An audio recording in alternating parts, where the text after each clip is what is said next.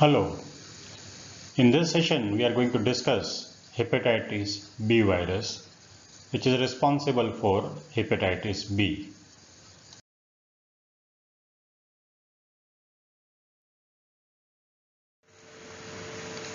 Now, if you further study the morphology of the virus is typically seen in two different forms. One is spherical particle and other is filamentous form in blood.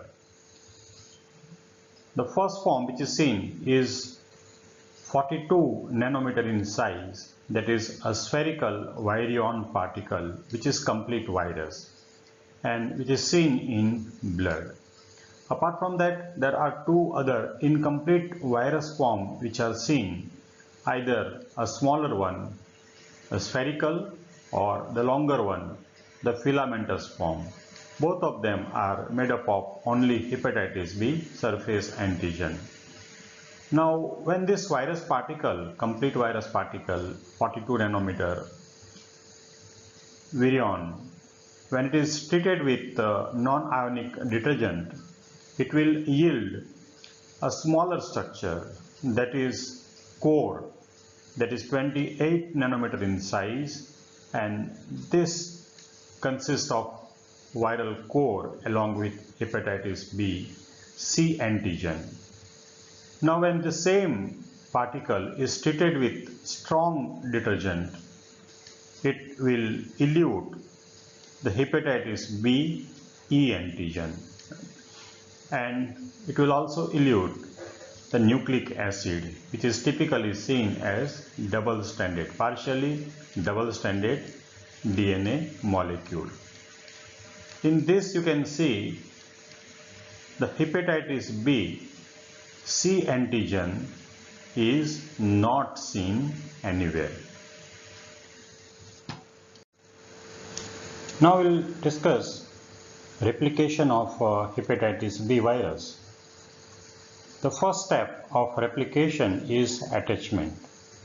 The virus will bind with hepatic cells and it will get inside, and once inside, the next step which happens is uncoating. Now, the nucleic acid of hepatitis B virus enters into the nucleus of the hepatic cell. You can see over here the partially double-stranded DNA gets repaired and now it becomes complete double-stranded DNA. The next step is transcription, where the DNA will now make further copies of messenger RNA. Once the messenger RNA are transcribed, they will migrate to the cytoplasm, and the next step is translation. So the protein synthesis happens outside in cytoplasm. When the proteins are synthesized along with nucleic acid, which is in the form of RNA, the assembly happens, and this assembly will encircle the proteins, that is nucleocapsid, and which will encircle the core that contains nucleic acid. Initially, the nucleic acid is in RNA form. Now, in further maturation, the RNA is converted into DNA by reverse transcription. So you can see over here, RNA is getting converted into the DNA, and then along with that, it will also acquire envelope from pre-Golgi apparatus, and next step what happens is the single-stranded DNA becomes double-stranded DNA, but that process does not complete and it remains incomplete, and virus will exit the cell, or once again it reinfects the cell. Whatever may be the fate, the ultimate mature virus particle will contain envelope, nucleocapsid, and then partially double-stranded DNA, which will go outside and will infect the another cells. Now we'll study the multiplication and transmission of hepatitis B virus. The initial infection may be any mode, but the common is blood, sex, or IV abuse. The virus enters into blood and the first organ gets affected is liver, and the cells are hepatic cells. Now, after that, initial multiplication of virus happens in liver and there is a viremia, and this spread virus will now seed various other organs, and it is also seen in various body fluids. Now notably, it can be seen in saliva, semen, blood, vaginal secretions, and mother's milk. And these are the routes which will play a very important role in transmission of virus to the next susceptible host. The immunity plays a very important role in pathogenesis of the disease and also prevention of the disease. From blood, antibody, if present, can stop the spread of virus to the liver cells. Now, hepatitis B surface antigen is synthesized once the virus multiplies in hepatic cells. So, if antibody would develop, it would combine with hepatitis B surface antigen and it will make immune complexes, and which may lead to immune complex disease. Or when there is a multiplication in liver is happening, the cell-mediated immune response may get stimulated, and which will result in the initial symptoms and also the resolution of the multiplication of virus.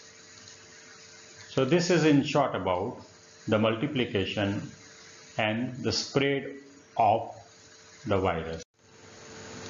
We discussed about various routes of transmission in the last slide. So the most common route of transmission is blood, but it can also get transmitted via sexual route. So if we have a look at the risk of a transmission, right, hepatitis B is very dangerous in comparison to other viruses like hepatitis C or HIV. In this particular slide, we can see the risk of transmission after exposure in HIV is 0.2 to 0.5%. In case of hepatitis C, it is 3 to 10%, while in case of hepatitis B virus, the risk of transmission in hepatitis B surface antigen positive but E antigen negative is 1 to 6%, but in case of hepatitis B surface antigen positive and E antigen is positive, risk is very high, that is 22 to 40%. So this is the risk of transmission via blood. Epidemiology of hepatitis B infection in the world, we can see over here. It is prevalent all over the world, and it can be classified into various different categories. India is in intermediate zone and prevalence is 2 to 7%. Right? Now in this slide, we'll discuss about the age of infection and the outcome of hepatitis B virus infection. In this we can see if the infection happens in early stage of life, it will lead to asymptomatic infection, but there is very high chance of developing chronic infection, right? So in case of infection happening near birth, you can see over here, it is almost asymptomatic, while in case of a chronicity it is very high. So as the age increases, there is possibility that the symptoms would increase, but there is decrease in the chance of getting chronic infection. So in older children and adult, the infection is more symptomatic and there are less chances of chronic infection. Right? So in summary, if the infection happens in early phase of life, the infection is more asymptomatic, but there are more chances of getting chronic infection. But if infection happens in older children, there are more chances of getting symptomatic infection and there are less chances of getting chronic infection. In this slide, we will discuss the pathogenesis of hepatitis B infection and the role of immunity. We can see over here the cell-mediated immune response plays a very important role. If effective cell-mediated immune response is there, the hepatitis B virus infection will get cleared at the stage of a liver infection. All virus particles are inactivated or neutralized, but because of that, there is a development of acute disease and signs and symptoms would develop, usually jaundice and other associated signs and symptoms. But there is a resolution of viral infection.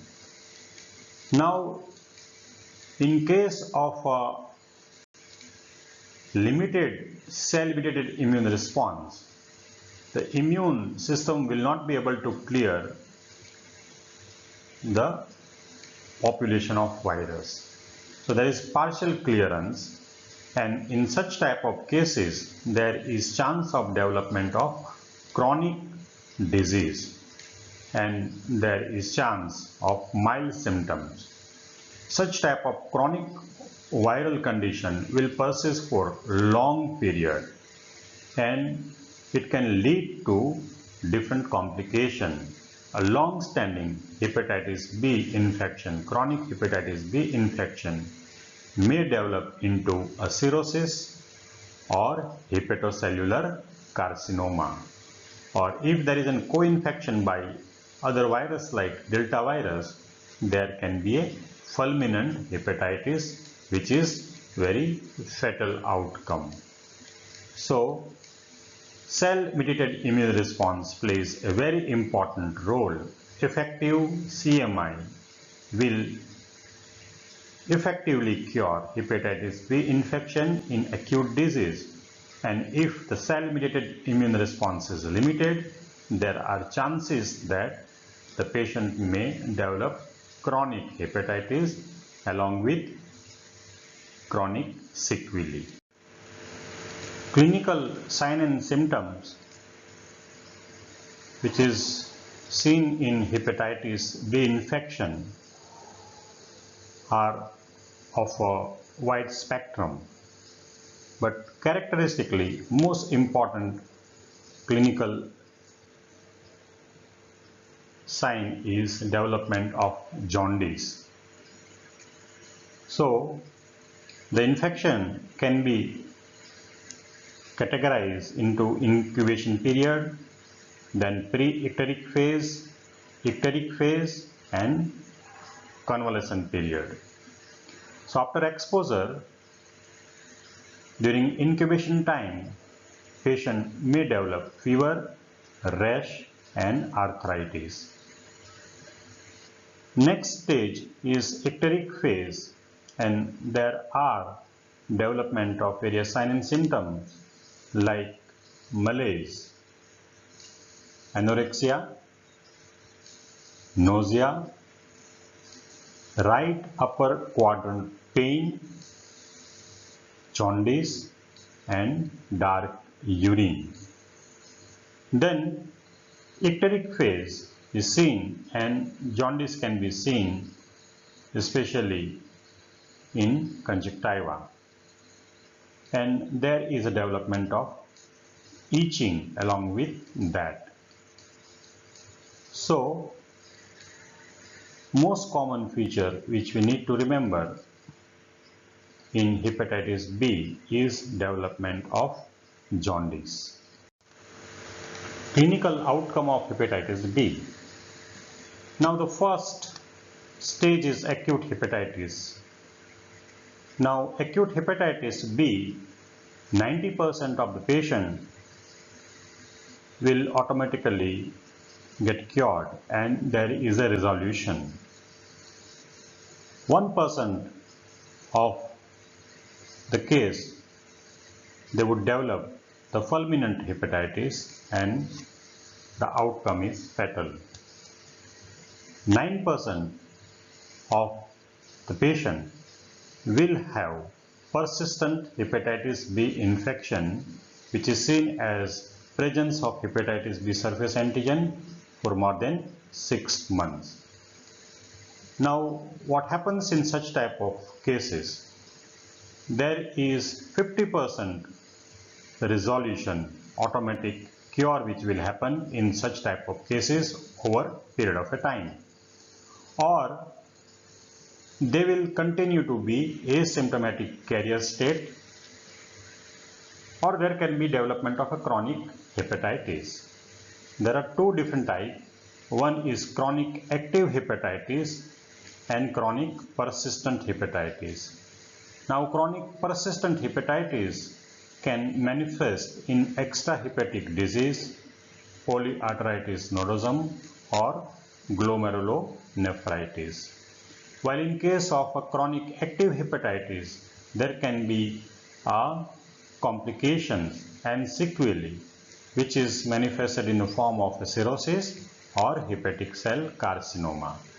So over here we can see that acute hepatitis B infection, most of the patient will get cured, 90%, 1% will develop fulminant hepatitis, or in 9% of the cases hepatitis B will set in as chronic infection. Now chronic persistent is a slow development of a disease and there are extrahepatic manifestation which will happen later on. In case of active hepatitis, the liver damage is happening actively and leading to a complication, especially cirrhosis and hepatic cell carcinoma. So this is a virus which is responsible for development of carcinoma. So please do remember that hepatitis B infection can cause hepatic cell carcinoma. Serological markers of hepatitis B infection. When patient gets infected and when virus will multiply in liver, it will release certain antigens and our immune system will also develop antibodies against that particular antigen. So presence of such type of antigen and antibody are considered as serological markers and they denote a different significance for infection. The most common serological marker is hepatitis B surface antigen. When it is present in blood, it indicates a general marker of infection. Later on, there is a development of antibody against hepatitis B surface antigen. So it is called as anti-HBsAg and it indicates recovery and or immunity. The second marker is antibody against hepatitis B core antigen. It is very important to remember that hepatitis B core antigen is not detected in blood, as we discussed that part during the discussion of morphology. So only antibodies can be detected. So there are two different types of antibodies. One is IgM type of anti-HBc and second is IgG type of anti-HBc. So IgM antibody will indicate acute infection, while IgG antibody will indicate past or chronic infection. Third set of markers are hepatitis B E antigen and antibody against E antigen. So it is very important to remember that HBeAg is the most important marker which signifies active replication of virus. So active replication, and because of that the patient is also highly infectious. So HBeAg when present, there is very high chance of infectiveness and the virus is actively multiplying. When antibody against hepatitis B E antigen develops, naturally it will stop the replication of virus. And the last viral marker is hepatitis B virus DNA. Once again, when it is present in blood, it indicates active replication of virus. Now, serological markers in blood. If we study this graph, it is very important that after exposure, usually within 1 month, there is a development of hepatitis B surface antigen. So hepatitis B surface antigen will be detected in blood, and that is the first viral marker to be seen. Now this hepatitis B surface antigen will continue to be there in blood up to 5 to 6 months of infection. But usually within 6 months it will decline, and then there would be a development of anti-HBsAg. So this is the first thing which happens. So first serological marker of infection is hepatitis B surface antigen. Next is hepatitis B E antigen. So it will develop after hepatitis B surface antigen, and then you can see it will also disappear before the disappearance of hepatitis B surface antigen. And disappearance of hepatitis B antigen is coupled with development of anti-hepatitis B E antigen. So the second marker is HBeAg and then anti-HBeAg antibody. Next in the series is hepatitis B core antigen antibody. So it is anti-HBc antibody. As we have also discussed the same thing, that anti-HBc is only seen and hepatitis B core antigen is not seen in blood. So the next is development of antibody against hepatitis B core antigen. Now the response of serological markers in acute and chronic hepatitis B is different.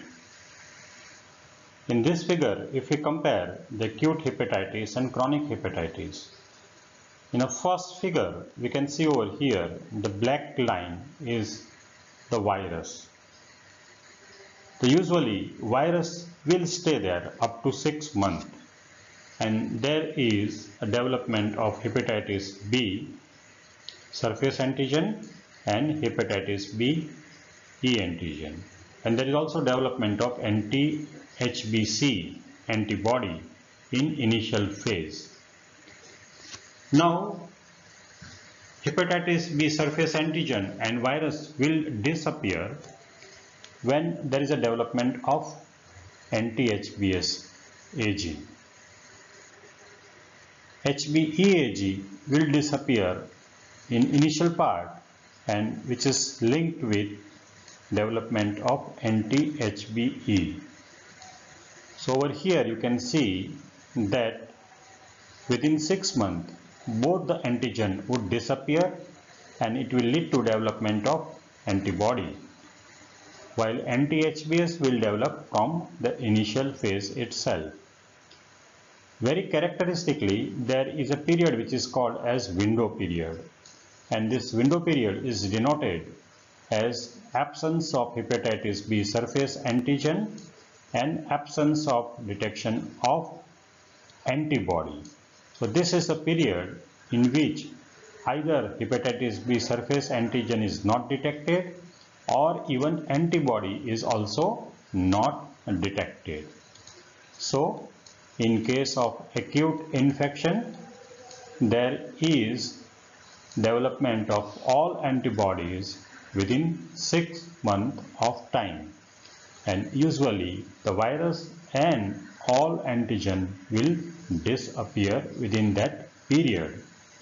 Now, in case of a chronic infection, we can see the virus will persist for long time, and that is up to years. So virus is not getting cleared. So what happens over here, that hepatitis B surface antigen will be present in the blood for long time, and naturally you can see there is no development of anti-hepatitis B surface antigen. There is always a development of anti-HBC, right? So antibody against hepatitis B core antigen. Another thing which is characteristically seen is the presence of hepatitis B E antigen. Now you can see during the long period of a time, hepatitis B E antigen may persist or may disappear. But when hepatitis B E antigen will disappear, it will be coupled with presence of antibody against hepatitis B antigen. So over here, what we can see, that there is prolonged secretion of hepatitis B surface antigen. There is also persistence of hepatitis B E antigen. There is no development of antibody against hepatitis B surface antigen. But during course, when there is a development of anti-hepatitis B antigen, hepatitis B E antigen would disappear. Now these serological markers can be used for interpretation of the infection. Hepatitis B surface antigen HBsAg is positive, anti-HBs is negative, anti-HBc is negative. So it indicates early acute infection. HBsAg is positive, anti-HBs is positive or negative, anti-HBc is positive. So it also indicates infection which may be acute or chronic. It can be identified with IgM or IgG type of anti-HBc testing. HBsAg is negative, anti-HBs is positive, anti-HBc is positive. So it indicates previous infection and immunity. HBsAg is negative, anti-HBs negative, anti-HBc is positive. So it indicates infection in a remote past or low level carrier, or a window period where both surface antigen and antibody are absent, or false positive anti-HBc. Next, hepatitis B surface antigen is negative, anti-HBs is negative, anti-HBc is also negative. That means no infection. Next is hepatitis B surface antigen is negative, anti-HBs is positive, anti-HBc is negative. So it indicates vaccine response. Vaccines for the prevention of hepatitis B infection. One is recombinant vaccine, which will use hepatitis B surface antigen, and other is immunoglobulin, which is used for passive immunization. So recombinant vaccine is made up of hepatitis B surface antigen, in which you can see that the DNA is isolated from hepatitis B virus and it is inserted into the yeast cell, and then this DNA along with the DNA of yeast cell will be integrated into the yeast, and if it is taken up, the yeast would reproduce, multiply and would produce hepatitis B surface antigen. These antigens are purified and then they are used as vaccines. The vaccines which are used